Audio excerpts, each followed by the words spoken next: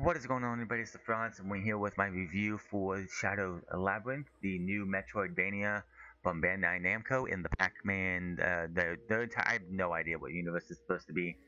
Um, this game was interesting. I mean, they did give you a secret level episode on Pac-Man based that this was based off of, or was based off of this, I should say. And I didn't see the secret level. I didn't watch any secret levels, but this, I didn't know what to expect going into this.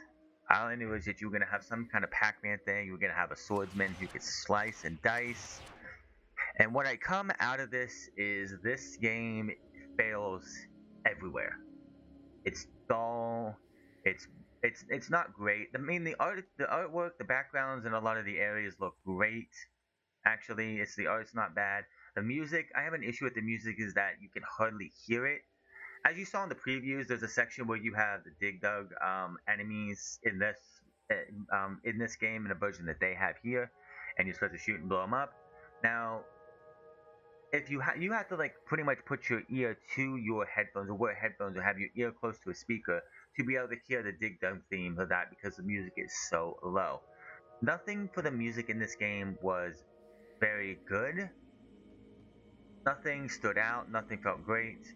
Another issue I have with this game is this is your save point. This is your save point. This is where you're supposed to enhance. This is where you can transport. You can teleport yourself. You can transport all over the place. Any of these little dots here you can transport to. The medals, you're wondering what those are. That means that you have that place 100%. Unfortunately, I can't figure out what's wrong with this one and why I can't get it done. Kind of annoying.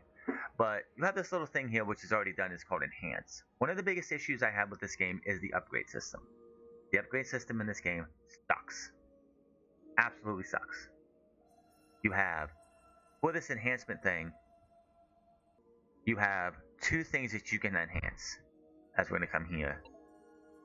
No, not here. You come here and you go over to skills. You can upgrade your attack power for sword attacks and your ESP, which is your stamina. Now, those were the only two things in this entire enhanced box that I can't even use now because I already enhanced both of them all the way to 10 that you could use to enhance. Now, for your sword, no, not for that, but your sword slash here, which goes a lot further, you had to go to a different person in a totally different area, find special items for those items, for it, and level it up just to level 3. Nothing else, not level 4, not level 5, and the only thing that you got for upgrading that was your distance that you could actually slice and dice.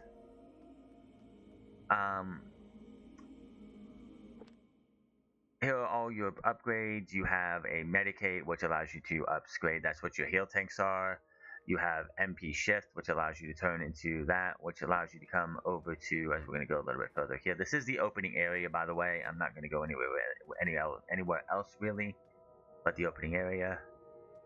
This is where you get your sword when you start out. And you come over here to this, and there's the first enemy. Nothing special. We'll talk about that in a second, too. You would come here. Oops, don't go through that. You want to go over here, go up,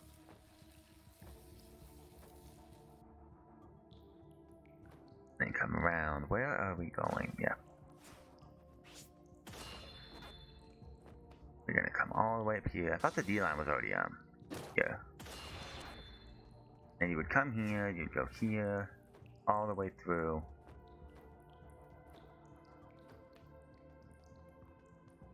A little bit further. And go all the way up here.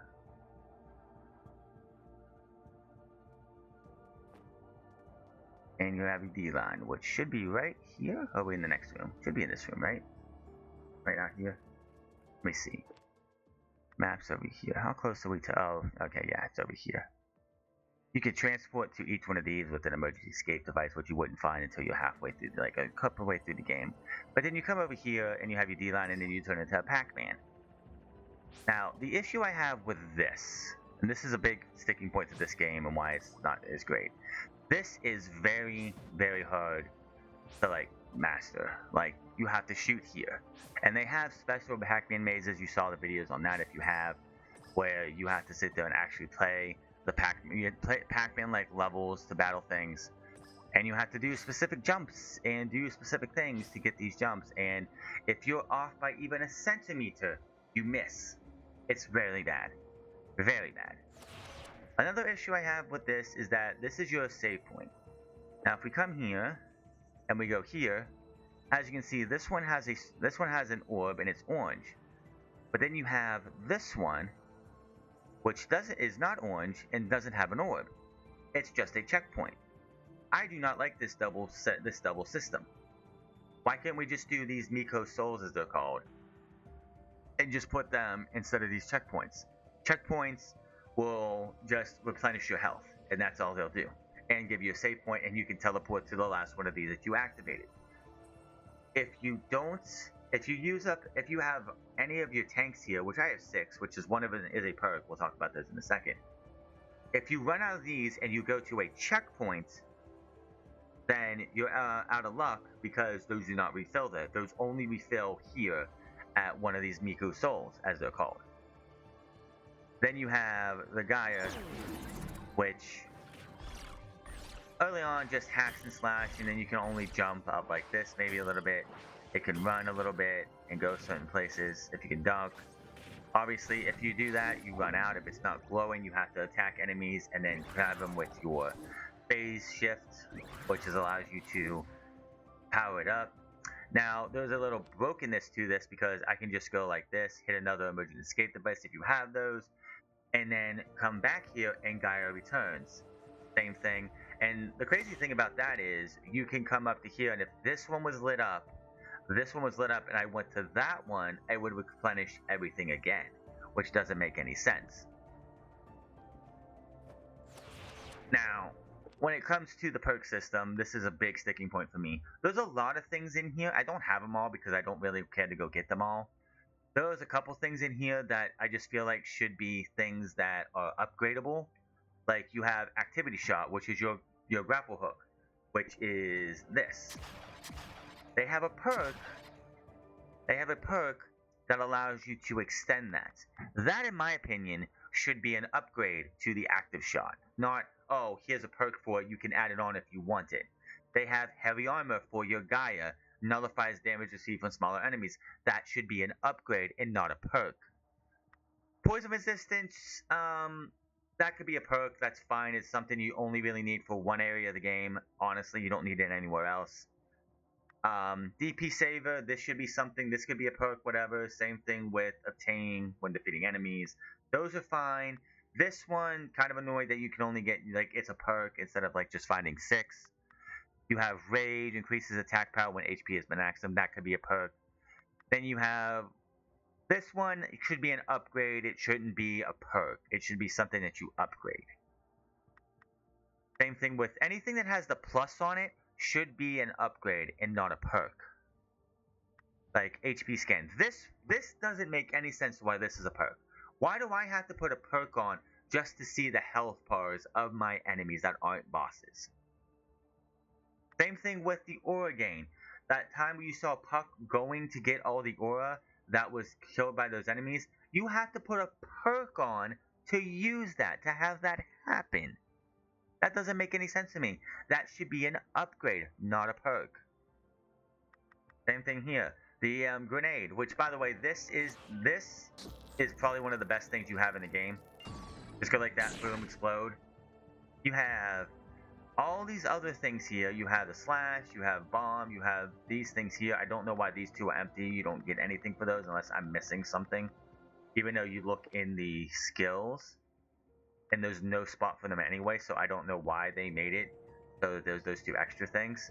And then over here you get a parry, and you get a shield.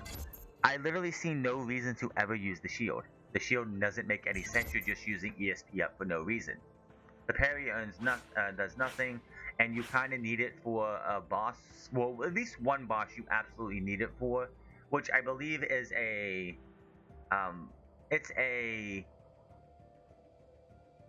it is a side. It's a It's a boss you don't have to go for. It's not one of the major bosses you have to fight. Um, the map, all of the areas are going to look like this. They're going to have the blue with black. Obviously, this is supposed to be based off Pac-Man. So, and then of course the yellow lines are your D line, as they call it. They're basing it off of. They're pretty much just like paying homage to Pac-Man by having you go out and everything looks blue. I'm not a fan of that. I do like when you have color, like coloration difference per area you're in, especially when it's all interconnected and everything. This is the map here on the outside. This just looks ugly. This is ugly as can be. This is definitely just some of the ugliest stuff out there. Items, just as like you get items to be able to get perks and other things. You get other items here that you need later in the game. I still don't know what to do with these. I've never figured that out. I've talked to everybody. I've looked for everybody. I could not find a single person to give me those. DP is so when you have Gaia pop up and that bar going down, that is your DP to keep Gaia going. Um, a lot of things, it's just like none of the maps, like a lot of the maps are bad, like just completely bad, like badly done. You have like the Miku souls here. You have one or two of these in some places. Some like one of the later stages doesn't even have one of these because it's connected to another stage that they probably thought, oh, you can just go and go from there from the other stage over to here and it wouldn't be that big of a deal. When in actuality, it'd be a lot better. That same stage only has like one of these, and it's at like it's at one section, and there's like a bunch of the map like later on. It's it's pretty bad. The sword play is not much fun. You just hack and slash, or you hack and slash, or if you're on the D line, you can slash like that. I mean, when you do get when you get the upgrades to your sword, you have a more of an electrical shock attack, which is pretty cool, but it's like not that big of a deal. I put 61 hours into this game. There are mazes. If we come over here, you see this right here. These are those Pac-Man mazes. These absolutely suck. These suck. And the biggest reason they do suck is because of the like having to jump and like trying to go between lines and jump up and down, left and right, and you're trying to like jump here and then jump here, and it's like, oh, you missed, so you have to like, oh no, you missed, like, oh, okay, that worked, that time it didn't, and it's just so finicky. And it's like, if you don't hit it at the right time, you're going to miss. And you're on a 5-minute timer for the mazes. I just gave up on the mazes. They were not worth it. You don't have to have the mazes done to get 100% on a map. Like I said, for some reason, I can't get this one 100%. Not that one. I can't get this one 100%. This one's not 100% for some reason, but everything else is 100% on their maps, and I don't know why. I have spent hours on this map specifically looking for what I'm missing. And one of the things they could have did to remedy this is you have to, like, to get 100% on a map, you have to explore the entire map. You have to, all the lines right here, most of them have aura or like dots on them. You have to eat all of the ones that are, all the dots that are on these lines specifically, or you will not get 100%. There are mini bosses in some places that can be repeated because they do come back. And one of my biggest issues with a couple of those mini bosses is that you're seeing the same mini boss in different areas. Heck, the area where you need the poison at has the same mini boss in 2 areas. Why? Why is that mini boss in the same area twice? A lot of the bosses too, the biggest issue with a lot of the bosses is that they are just so easy. Like, once you, like, their patterns are so easy to get, like, to figure out. Like, one of the bosses that you face multiple times overall, and it's just, like, it's part of the story. All you do is you just phase behind them, attack, attack, attack. They try to attack you again, you phase behind them, attack, attack, attack, and that's it. That's it. Gaia does come in handy sometimes. There are some bosses that, like, it gets frustrating that it's like, okay, hit Gaia, slice, slice, slice, slice, and they're done. Like, there's nothing great. This game does nothing great. I played a couple of Metroidvanias on the Nintendo Switch. That's what I'm playing this on. The best game I played, hands down, for Metroidvania is The Last Faith. That game is fun. That game has difficulty, but it's fair. It's pretty much it's pretty much Bloodborne in 2D style in a Metroidvania stage. There's so much good in that game. The maps are great. The checkpoints feel like they're in perfect spot when you need one. There are multiple times in this game I'm like, checkpoint please, something please, and I just never find a checkpoint when I need it. And sometimes, especially until you start finding all the HP capacitors, which I have found 20, what was it, 22? 22, right? 22, yes, 22. I think it's a little overkill. You start with 4 health. So 22 gets you to 26. Obviously, 5 containers of HP. 1 with a perk gives you 6. I'm not going to tell you what any of this other stuff does, but yeah, there's just nothing really special about this game. And I think one of the biggest things that hurts this game is that you tied it in with Pac-Man, Xenoverse, Xevious, Galaxian, Galaga. There was interesting to see the way you could find the Galaga enemies. Those were interesting in what you had to do with those. There was you have, as you know about the G-Host, those are the bosses, those are the ghosts of this game. 3 of them have actual boss fights. 1 of them has a very disappointing way that goes, which was kind of annoying. And now, I'm like, and then the way you get to the end, you have to do actual the mazes, which suck completely. And I'm not going to sit there and try and destroy my controller to try and do all that. The game overall, I would say, is a 4 out of 10. If this game was $60, I would have gave this a 3 out of 10. This game is not worth getting unless you are a die-hard Pac-Man game and you have to pay everything Pac-Man related. I would not recommend this. There is a Ninja Gaiden game coming out, which is probably going to be a lot more fun than this. There are other Metroidvanias on here. If you want good Metroidvanias, go play Blasphemous. Go play Blasphemous 2. Go play The Last Faith. Go play Ori and the Blind Forest. Ori and the Will of the Wisp. Go play Hollow Knight. Those 6 games right there are games I would recommend. I've played other ones. 3000 Duel was fine. It's better than this for sure. I'd say 3000 Duel is a 5 out of 10. This game is a 4 out of 10. It is not a fun time. I've only sunk 60 hours into this because I've been trying to get these done. I've been trying to get this and trying to 100% the game. And I just got to the point where I'm like, I'm done. The game's not fun anymore. The game wasn't fun it hasn't been fun for a while. And another thing with enemies are just repeated way too often. Like those guys with the spikes are the only enemies in this game I'm pretty sure you don't see multiple of. I think I could be wrong. But they are the only ones that you don't really off the bat see. But you got spider-like creatures and multitude of them, and they're it seems like in every section of this game. Why am I seeing spiders in a battleship? Why am I seeing spiders why am I seeing hedgehogs in certain spots of this? And it's just the enemy variety is bad.